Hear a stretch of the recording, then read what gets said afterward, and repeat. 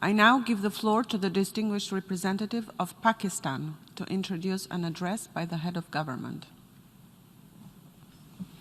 Thank you, Madam President. Madam President, I have the honor and privilege to introduce the pre-recorded address of His Excellency Mr. Imran Khan, Prime Minister of the Islamic Republic of Pakistan, to the 75th session of the General Assembly. Mr. President, Secretary General, Excellencies, ladies and gentlemen, I'm honored to address the United Nations General Assembly once again. I congratulate His Excellency Mr. Volkan Bozkır on his election as the President of the 75th session of the General Assembly. We also appreciate the skillful leadership of the outgoing President, His Excellency Tijani Mohammad Bande, especially during the COVID-19 crisis. We commend the leadership of the Secretary General in these extremely turbulent times. Mr. President, since my government assumed office, our consistent effort has been to fundamentally transform Pakistan. We envisage Naya Pakistan to be modeled on the principles of the state of Medina, established by a holy prophet, Muhammad sallallahu alaihi wasallam. A just and humane society where all government policies are directed at lifting our citizens out of poverty and creating a just and equitable dispensation. To achieve this goal, we need to have peace and stability. Thus, our foreign policy aims to have peace with our neighbors and settle disputes through dialogue. Mr. President, the 75th anniversary of the United Nations is an extremely important milestone, as this is the only body in the world that can help us achieve our goals of peace and stability in our neighborhood. This is also time for us to reflect whether, as the United Nations, we have been able to realize the promise we collectively made to our peoples. Today, the foundations of the world order, non-use of or threat of unilateral force, self-determination of peoples, the sovereign equality and territorial integrity of states, non-interference in their internal affairs, international cooperation. All these ideals are being systematically eroded. International agreements are being flouted and set aside. Renewed great power rivalries are leading to a new arms race. Conflicts are proliferating and intensifying. Military occupation, illegal annexations are suppressing the rights of human beings to self-determination. According to the respected professor Noam Chomsky, mankind is at even a greater risk than it was before the First and Second World Wars in the last century. And this is because of the threat, increased threat of nuclear war, climate change, and sadly the rise of authoritarian regimes. We must come together to prevent such a catastrophe.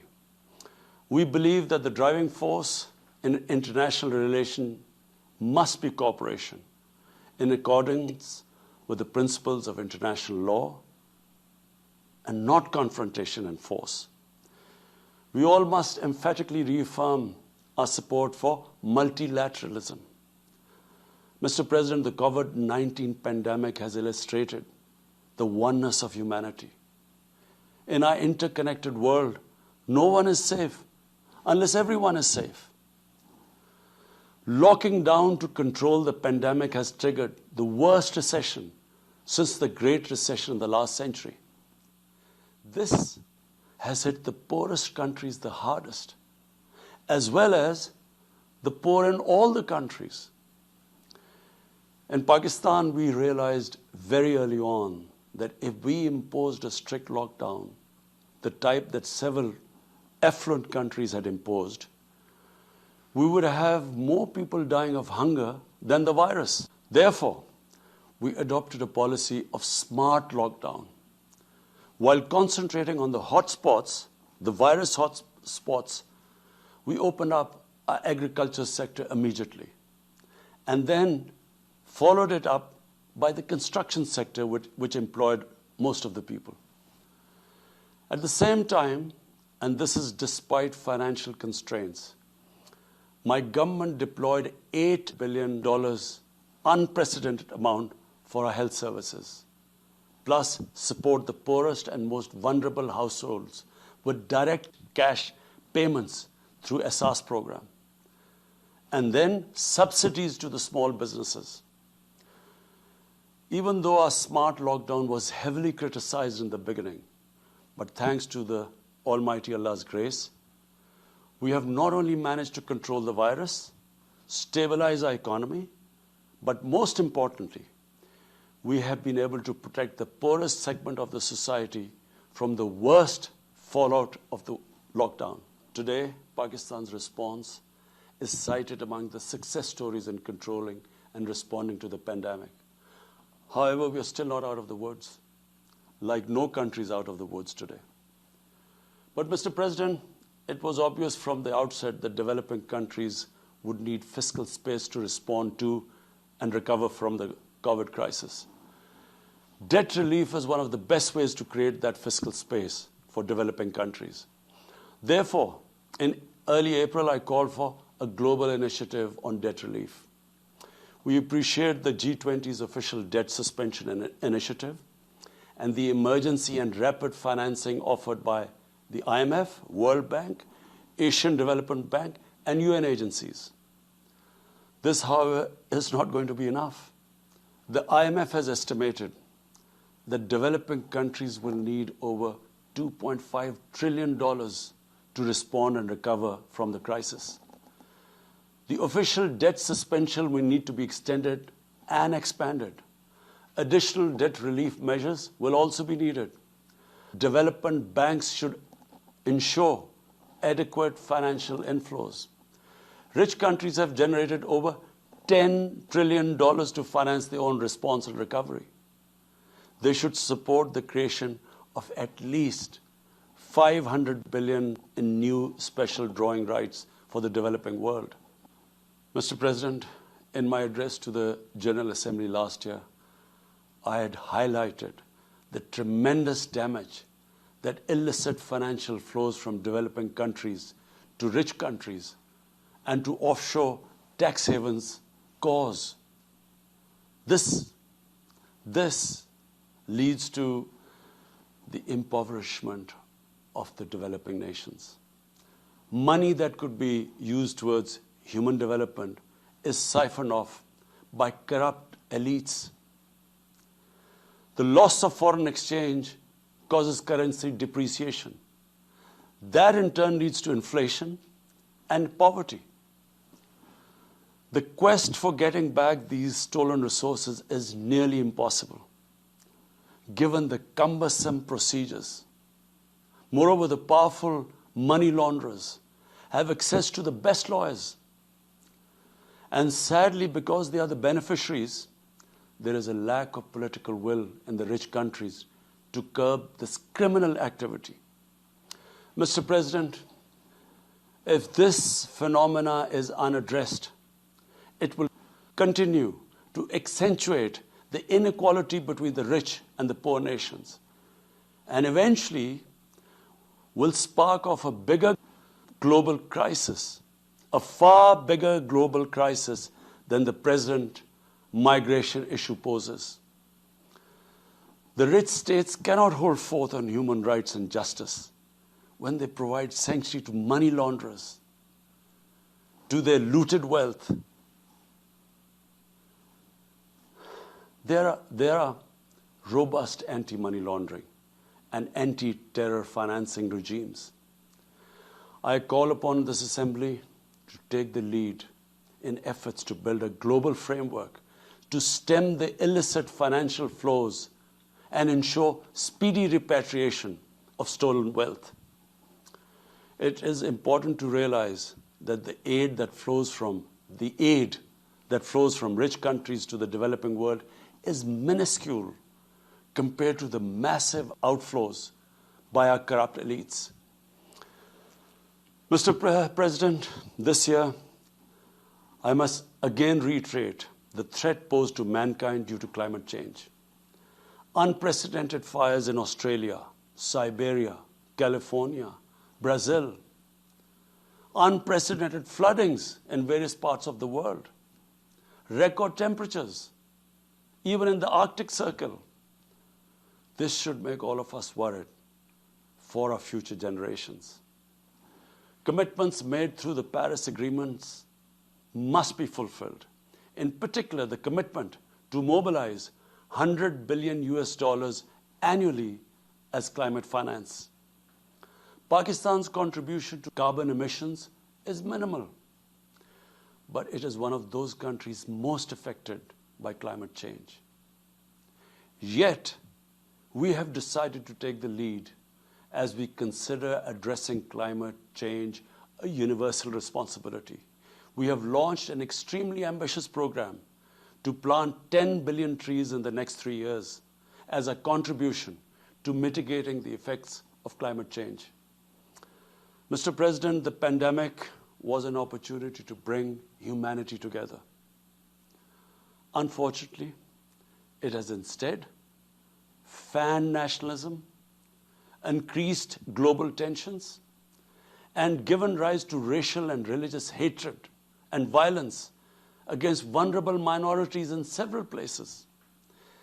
These trends have also accentuated Islamophobia.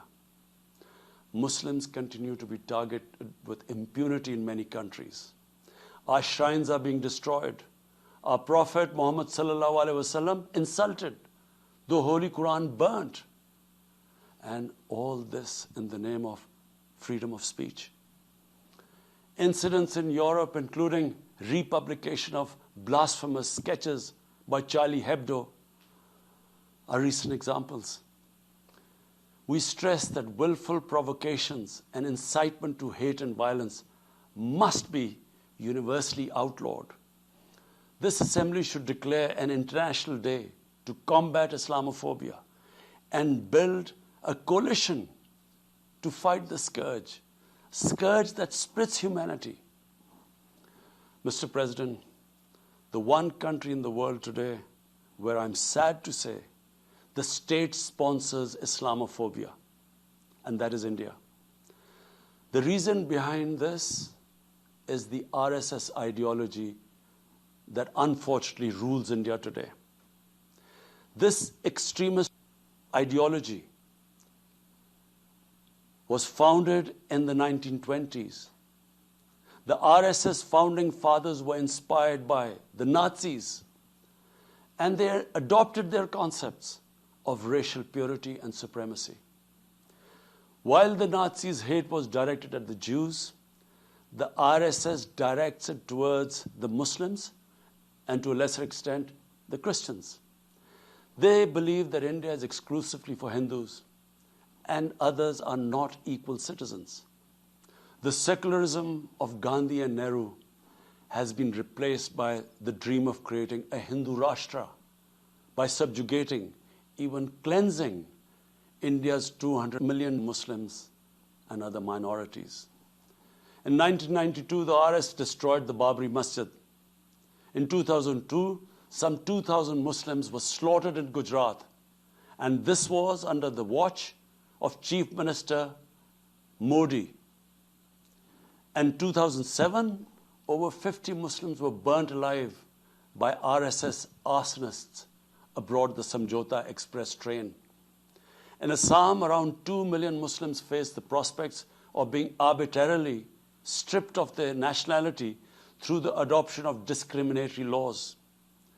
There are reports of large concentration camps being filled by Muslim Indian citizens. Muslims were falsely blamed, vilified, and victimized for spreading the coronavirus. They were denied medical attention on many occasions. Their businesses were boycotted. Cow vigilantes attack and kill Muslims with impunity. Last February, Muslims faced targeted killings with police complicity in New Delhi. Mass registrations in the past have often been a precursor to genocide. For example, the Nuremberg laws in Germany in 1935, and then in 1982 in Myanmar. The Hindutva ideology is said to marginalize almost 300 million human beings, Muslims, Christians, and Sikhs. This is unprecedented in history, and this does not augur well for the future of India. As we all know, that marginalization of human beings leads to their radicalization. Mr. President, for over 72 years, India has illegally occupied Jammu and Kashmir against the wishes of the Kashmiri people and in blatant violation of the resolutions of the Security Council and indeed its own commitments to the people of Kashmir. On 5th August last year, India illegally and unilaterally sought to change the status of the occupied territories and deployed additional troops, bringing the total number to 900,000, to impose a military siege on 8 million Kashmiris. All Kashmiri political leaders were incarcerated. About 13,000 Kashmiri youth were abducted and thousands tortured. A complete curfew was imposed, accompanied by a total communications blackout. Indian occupation forces have used brute force, including pellet guns against peaceful protesters, imposed collective punishments, including the destruction of entire neighborhoods, and extrajudicially murdered hundreds of innocent young Kashmiris in fake encounters, refusing even to hand over their bodies for burial. The Kashmiri media and those daring to raise their voice are being systematically harassed and intimidated through the use of draconian laws. All of this is well documented in the reports of the United Nations High Commissioner for Human Rights, communications from the Special Rapporteurs of Human Rights Council, statements from human rights and civil society organizations. The international community must investigate these grave violations and prosecute the Indian civil and military personnel involved in state terrorism and serious crimes against humanity being perpetrated, I'm sad to say, with complete impunity. The objective of this brutal campaign is to impose what the RSS BJP regime has itself called the final solution for Jammu and Kashmir. To this end, the military siege is being followed by moves to change the demographic structure of the occupied territory. This is an attempt to obliterate the distinct Kashmiri identity in order to effect the outcome of a plebiscite envisaged in the UN Security Council resolutions. This action is in violation of the UN Charter, Council resolutions, and international law, particularly the 4th Geneva Convention. Changing demographic structure of occupied territory is a war crime. Mr. President, the brave Kashmiri people will never submit to Indian occupation and oppression. Their struggle is indigenous. They are fighting for a just cause, and generation after generation have laid down their lives to rid themselves of Indian occupation. The government and people of Pakistan are committed to standing by and supporting their Kashmiri brothers and sisters in the legitimate struggle for self-determination. Mr. President, in order to divert attention from its illegal actions and atrocities in Indian-occupied Jammu and Kashmir, India is playing a dangerous game of upping the military ante against Pakistan in a nuclearized environment. Despite constant Indian provocations and ceasefire violations along the line of control and the working boundary, targeting innocent civilians, Pakistan has exercised maximum restraint. We have consistently sensitized the world community about a false flag operation and another ill-conceived misadventure by India.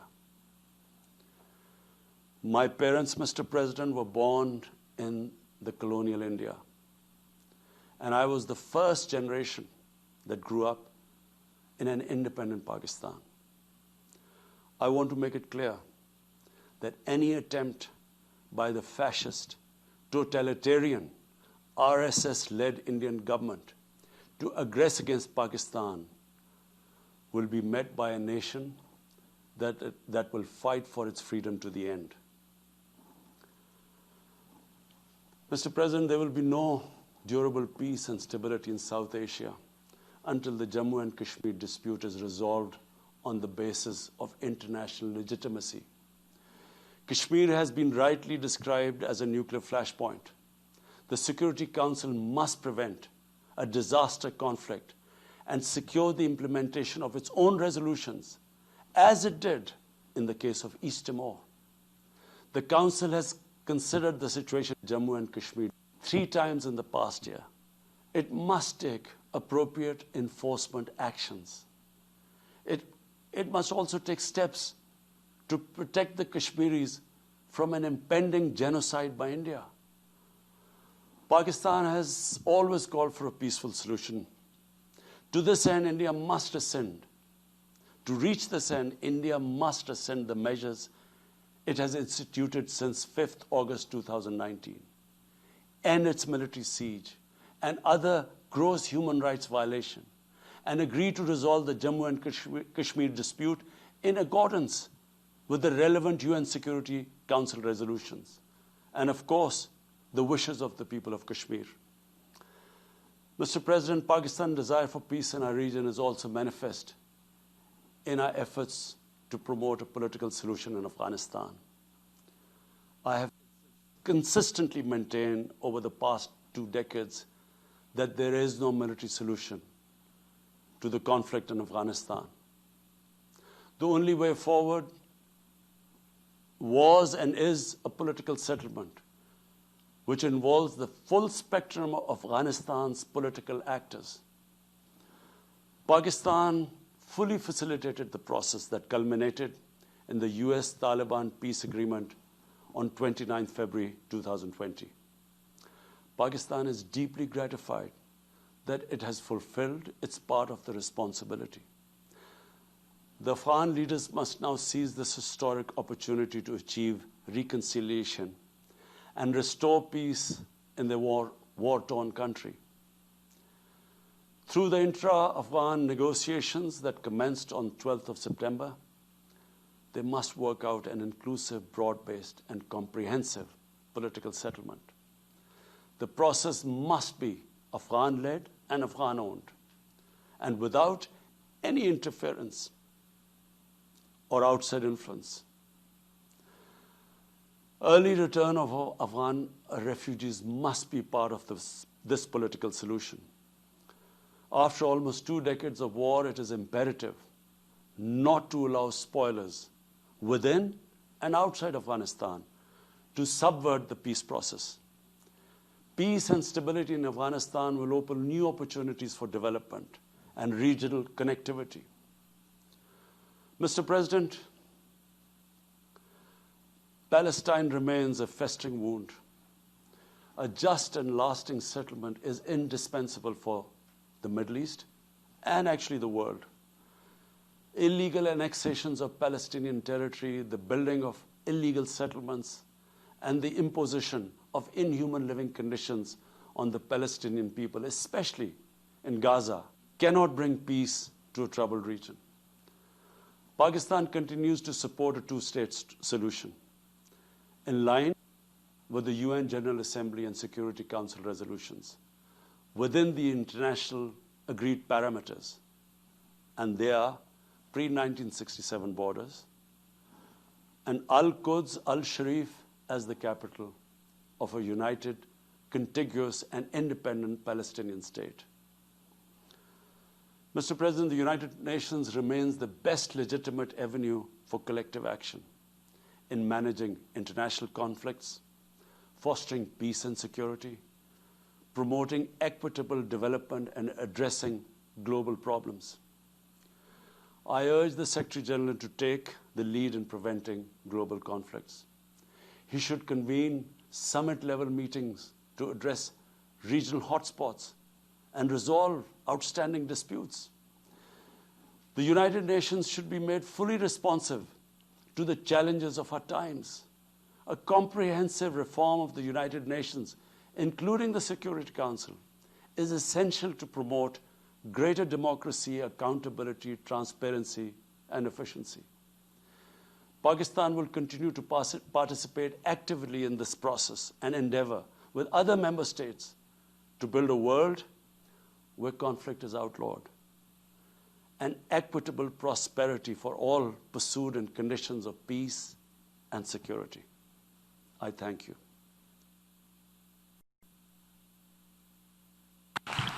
On behalf of the General Assembly, I wish to thank the Prime Minister of the Islamic Republic of Pakistan for the statement just made.